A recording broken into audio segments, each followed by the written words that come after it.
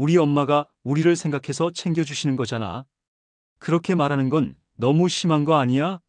거지도 아니고 무슨 먹다 남은 반찬을 싸줘. 구질구질하게. 그거 집에 가자마자 전부 버리는 것도 일이라고. 이젠 그만 좀 하시라고 해. 뭐, 너 지금 너무하는 거 아니야? 솔직히 말해서 난 어머님이 부담스러워. 왜 맨날 우리가 가야 하는데. 명절에, 어버이날에 생일까지 챙겨야 해? 나도 내 부모 챙기고 싶거든. 나는 그 자리에 얼어붙었다. 현숙이가 나를 그렇게 생각하고 있었다니. 내가 부담스럽다니. 내가 얼마나 그 아이를 내 딸처럼 아끼고 사랑했는데.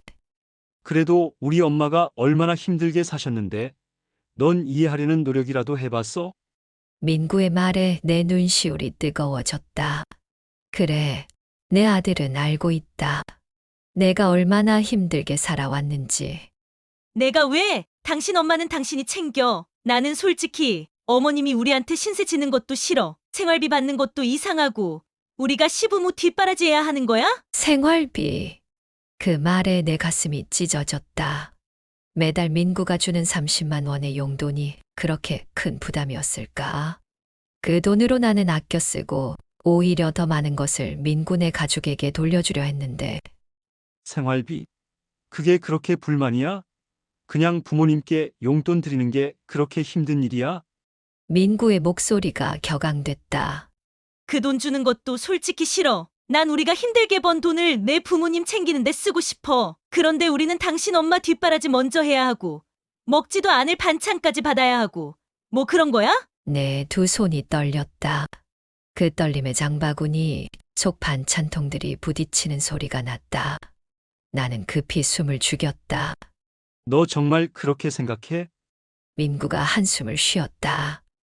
그렇게 생각해. 그리고 솔직히 어머님이 해주는 음식도 위생적으로 찝찝해. 나는 그런 거 먹고 싶지도 않아. 차라리 외식을 하면 몰라. 왜 굳이 집에서 밥을 차려주는 거야? 위생적으로 찝찝하다는 말에 내 가슴이 무너져 내렸다. 새벽부터 손을 씻고 또 씻으며 정성껏 준비한 음식들이었다. 항상 깨끗하게 주방을 관리하고 가장 신선한 재료만 사용했다. 그런데도 현숙의 눈에는 찝찝한 음식이었다니. 나는 입술을 깨물었다. 평생을 고생하며 살아왔다. 남편 현태가 갑자기 세상을 떠난 후 혼자서 민구를 키우기 위해 온갖 고생을 다했다. 공장에서 일하고 식당에서 설거지하고 건물 청소까지 할 수 있는 모든 일을 다 했다. 그 덕분에 민구는 대학을 졸업하고 좋은 직장에 취직할 수 있었다. 4년 전 민구가 현숙을 만나 결혼했을 때 나는 드디어 편히 쉴 수 있는 시간이 왔다고 생각했다. 현숙을 처음 만났을 때 나는 그녀의 밝은 미소와 깔끔한 옷차림에 반했다. 이 며느리와 정말 잘 지낼 수 있을 것 같다는 생각을 했다. 결혼식 날 나는 평생 모아온 금반지를 현숙에게 선물했고 그녀를 진정한 딸처럼 품어주겠다고 약속했다. 하지만 시간이 지날수록 현숙과의 관계는 조금씩 소원해졌다. 처음에는 명절마다 찾아오고 함께 식사도 자주 했지만 점점 그 횟수가 줄어들었다. 나는 며느리가 부담을 느끼지 않도록 조심했다. 지나치게 간섭하지 않으려 애쓰고 대신 정성스럽게 반찬을 준비해서 민구네가 방문할 때마다 싸주곤 했다. 그런데 그 정성이 이렇게 구질구질하게 비춰졌다니. 새벽부터 일어나 정성껏 준비한 음식들이 모두 쓰레기통에 버려졌다는 사실에 내 눈에서 뜨거운 것이 흘러내렸다. 차 문이 열리는 소리가 들렸다. 나는 재빨리 주차장 뒤편으로 몸을 숨겼다. 민구와 현숙이 차에서 내리는 소리가 들렸다. 그들이 엘리베이터를 타고 올라가는 것을 확인한 후 나는 무거운 발걸음으로 그 자리를 떠났다.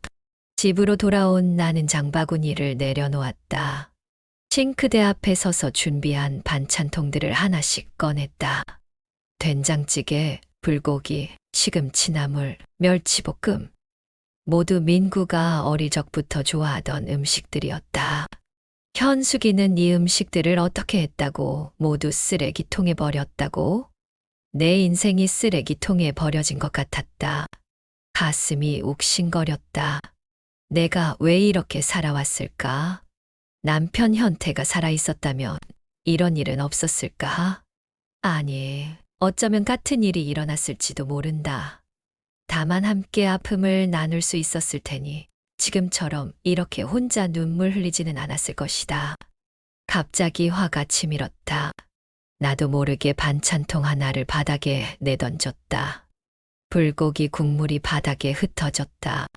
하지만 나는 닦지 않았다. 이미 쓰레기가 될 음식이었으니까 전화기를 집어들었다. 민구에게 전화를 걸었다. 떨리는 목소리로 몸이 좋지 않으니 이번 주는 방문하지 말라고 했다.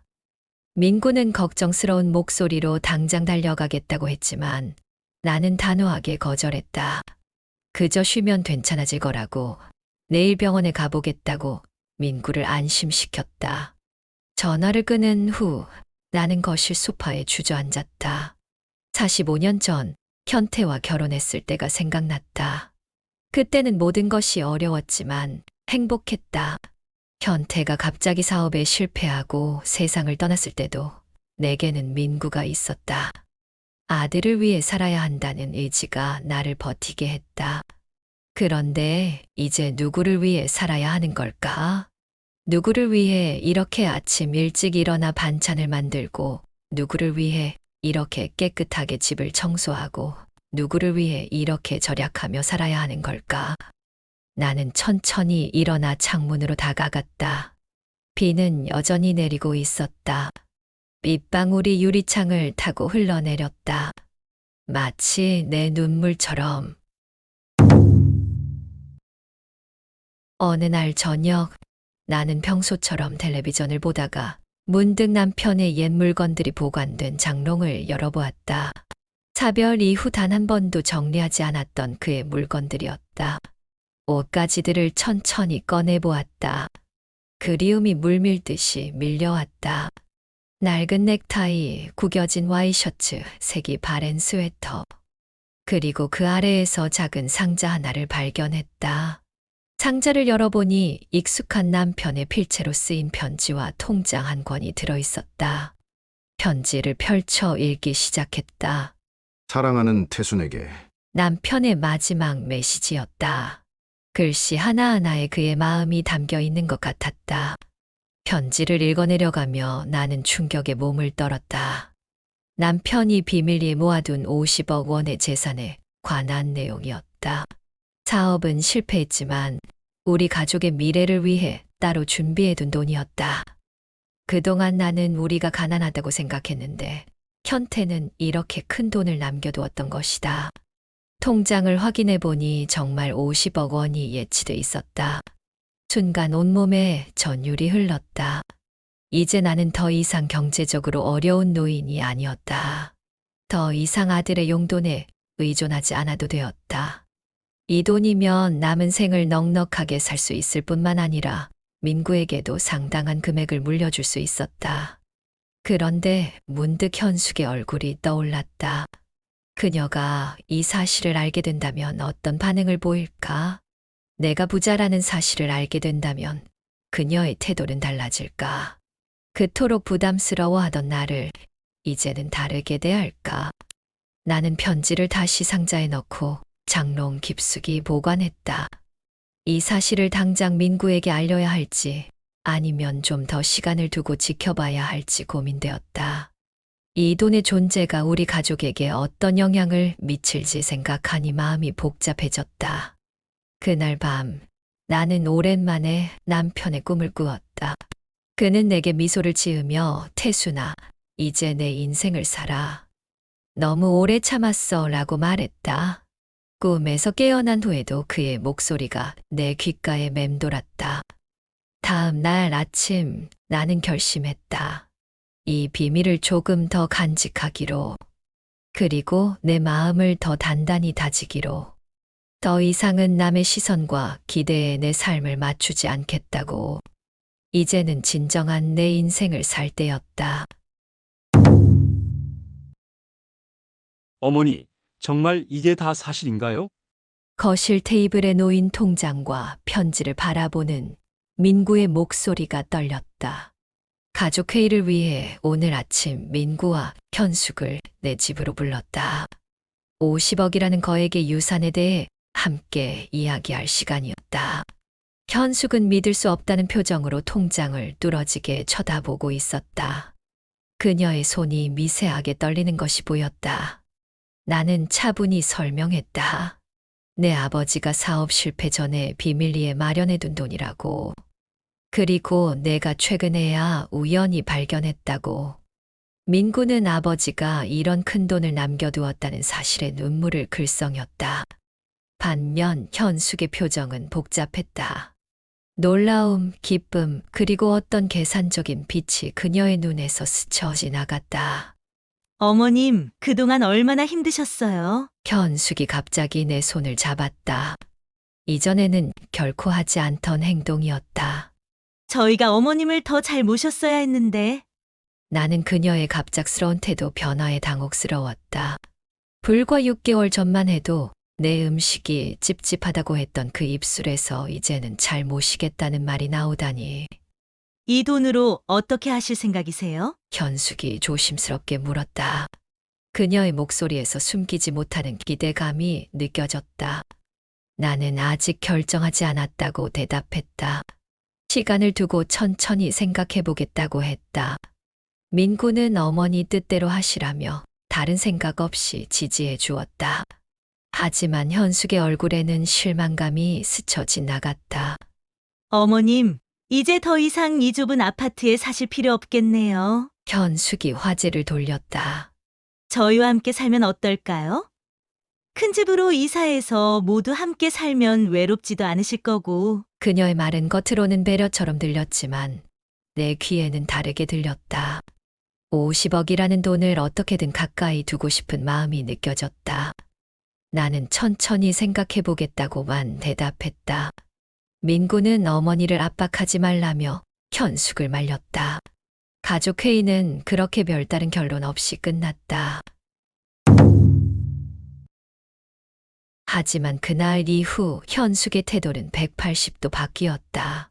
다음 날 아침 현숙이 도시락을 들고 찾아왔다. 출근 전인데도 불구하고 나를 위해 아침을 직접 만들어 왔다고 했다. 그녀가 준비한 반찬들은 정갈하고 맛있었다. 나는 어색한 마음으로 받아 먹었다. 어머님, 제가 주말에 집안 청소 좀 도와드릴게요. 요즘 허리 안 좋으시다면서요? 내가 허리가 아프다는 말을 한 적이 없는데도 현숙은 갑자기 내 건강을 걱정하기 시작했다. 이전에는 한 번도 보이지 않던 관심이었다. 그날 저녁 민구가 전화를 걸어왔다. 현숙이 갑자기 나에 대해 많이 신경 쓰는 것 같다며 이상하게 생각했다. 나는 억지 웃음을 지으며 괜찮다고 대답했다. 하지만 마음 한구석이 불편했다. 50억이라는 돈 앞에서 사람이 이렇게 달라질 수 있다는 사실이 씁쓸했다. 주말이 되자 현숙은 약속대로 청소 도구를 들고 나타났다. 평소라면 상상도 할 수 없는 모습이었다. 그녀는 열심히 집안을 청소하며 내게 계속 말을 걸었다. 어머님, 이 좁은 집에서 계속 사시면 건강에 안 좋으세요? 저희랑 같이 사시면 제가 맛있는 것도 해드리고 건강도 챙겨드릴 수 있을 텐데. 현숙의 말마다 50억이라는 숫자가 그림자처럼 따라다니는 것 같았다. 나는 그저 웃으며 고맙다고만 대답했다. 청소를 마치고 현숙이 부엌에서 요리를 시작했다. 전에는 한 번도 하지 않던 행동이었다. 그녀는 내가 좋아하는 생선찌개를 만들겠다며 분주히 움직였다. 내가 좋아하는 음식을 어떻게 알았는지 이해했지만 민구에게 물어봤을 거라 짐작했다. 어머님, 이제 제가 자주 찾아와서 반찬도 해드리고 도움이 될게요. 전에는 너무 제 일에만 바빠서 소홀했네요. 정말 죄송해요. 현숙의 사과가 진심으로 들릴 수도 있었다. 하지만 2년 전 추석날 그녀가 친구에게 했던 말이 자꾸 머릿속에 맴돌았다. 노인네가 음식한다고 설치니 신경 쓰여서 못 먹겠다고 했던 그 말. 저녁 식사를 함께 하면서 현숙은 내게 이것저것 물어보기 시작했다. 50억을 어떻게 관리할 계획인지, 어디에 살고 싶은지, 앞으로 어떤 것을 하고 싶은지. 질문 하나하나가 돈과 연결되어 있었다. 식사가 끝나고 현숙이 돌아간 후 나는 깊은 생각에 잠겼다. 돈 앞에서 변하는 사람의 모습이 서글펐다. 그러면서도 한편으로는 이 상황을 어떻게 활용해야 할지 고민되었다. 다음 날 현숙은 또 예고 없이 찾아왔다. 이번에는 과일과 영양제를 한 알음 들고 왔다. 요즘은 면역력 관리가 중요하다며 비싼 홍삼 제품까지 사왔다. 나는 고맙다고 했지만 속으로는 웃음이 나왔다. 6개월 전까지만 해도 내 생일 선물조차 잊어버렸던 며느리가 이제는 갑자기 비싼 영양제까지 챙겨오다니. 어머님, 제가 어머님 건강을 위해서 좋은 병원 예약해 드릴게요. 종합검진 한번 받아보세요. 비용은 제가 다 낼게요. 현숙의 제안에 나는 고개를 저었다. 돈 걱정은 하지 말라고 내가 알아서 하겠다고 말했다. 현숙의 표정이 순간 굳었다가 다시 밝아졌다. 그녀는 어머니 건강이 최우선이라며 자신이 직접 모시고 가겠다고 고집했다. 그날 저녁 민구가 또 전화를 걸어왔다. 현숙이 갑자기 나에게 잘하려고 노력한다며 미안하다고 했다. 내심 불편할 수도 있을 것 같다고. 나는 괜찮다고 걱정하지 말라고 안심시켰다. 하지만 속으로는 씁쓸했다. 내 아들마저 현숙의 갑작스러운 변화를 이상하게 생각하고 있었다. 일주일 동안 현숙은 거의 매일 찾아왔다. 매번 무언가를 들고 왔고 매번 내게 잘해주려고 노력했다. 그녀의 행동은 겉으로 보기에는 완벽했다. 하지만 내 마음은 점점 더 무거워졌다. 어느 날 현숙이 한 가지 제안을 했다. 그녀와 민구가 큰 집을 계약하려고 하는데 내 이름으로 해주면 어떻겠냐는 것이었다. 내 재산으로 집을 사면 세금도 절약되고 명의도 더 안전하다고 설명했다. 그렇게 하면 우리 모두가 함께 살 수 있다고. 나는 말없이 그녀를 바라보았다. 50억이라는 돈 앞에서 사람은 이렇게까지 변할 수 있구나. 그 순간 나는 결심했다. 이 돈을 어떻게 써야 할지, 누구에게 얼마나 줘야 할지. 그동안 망설였던 결정을 내릴 때가 온 것 같았다. 방금 나는 남편의 유언장을 꺼내 보여주었다. 그 안에는 50억 중 20억만 나에게 물려주고 나머지 30억은 사회에 환원한다는 내용이 담겨 있었다. 민구와 현숙의 얼굴이 하얗게 변했다. 일주일간 현숙의 극진한 효도를 지켜본 후 나는 두 번째 가족회의를 소집했다.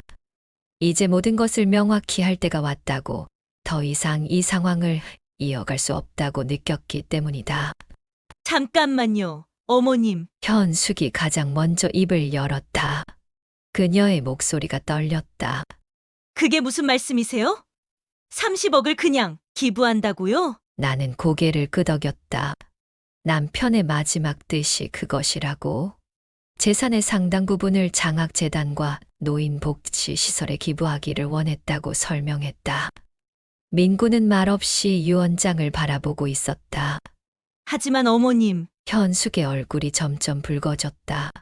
그건 너무하신 거 아닌가요? 민구 오빠는 아버님의 아들인데 단 한 푼도 받지 못한다는 건. 나는 차분하게 대답했다. 현태가 남긴 20억 중 일부는 당연히 민구에게 물려줄 생각이라고. 하지만 30억의 기부는 변경할 수 없는 현태의 유언이라고. 아니, 그럴 수는 없어요. 현숙이 갑자기 목소리를 높였다. 그동안의 가식적인 태도는 온데간데 없이 사라졌다. 어떻게 그럴 수가 있죠?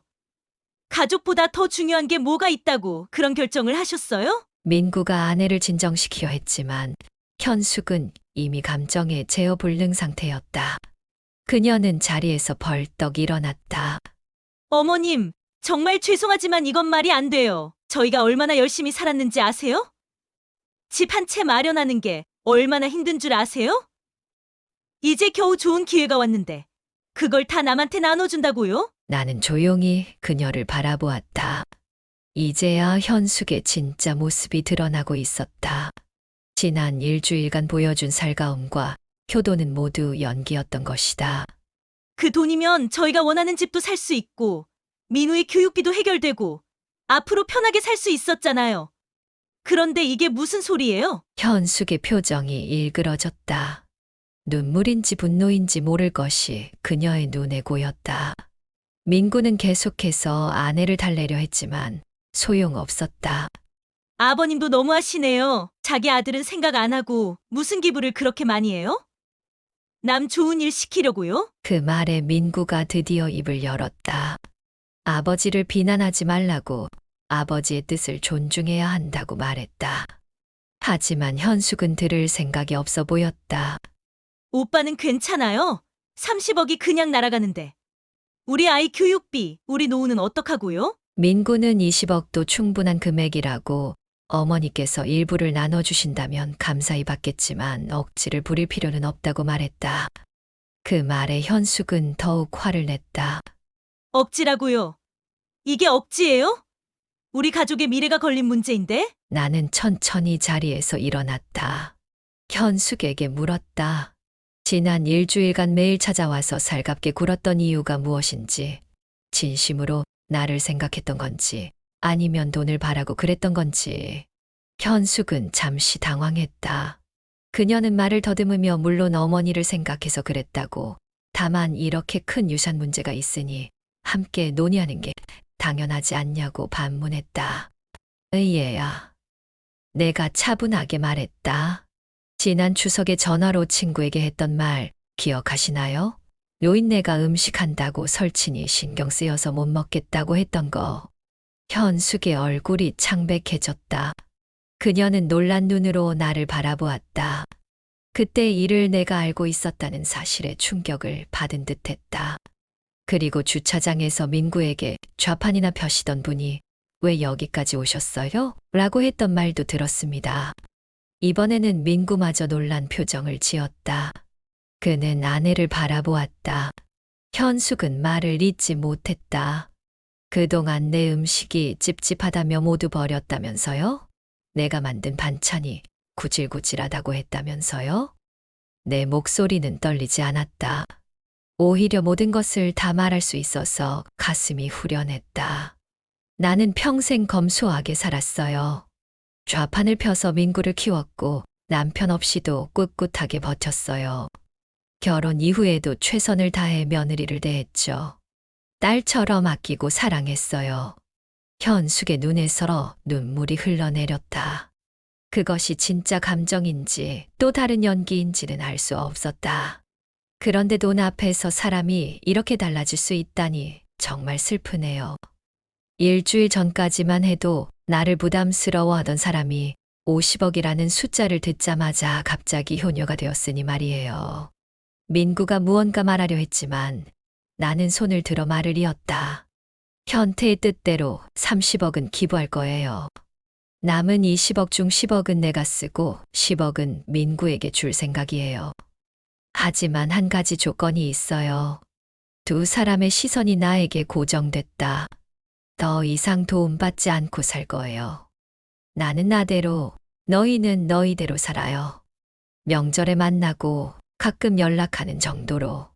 현숙이 입을 벌렸다가 다시 다물었다. 10억이라는 돈을 쉽게 거절할 수는 없는 듯했다. 그리고 민구야.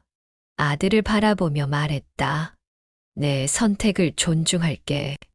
현숙이와 계속 살고 싶다면 그렇게 해.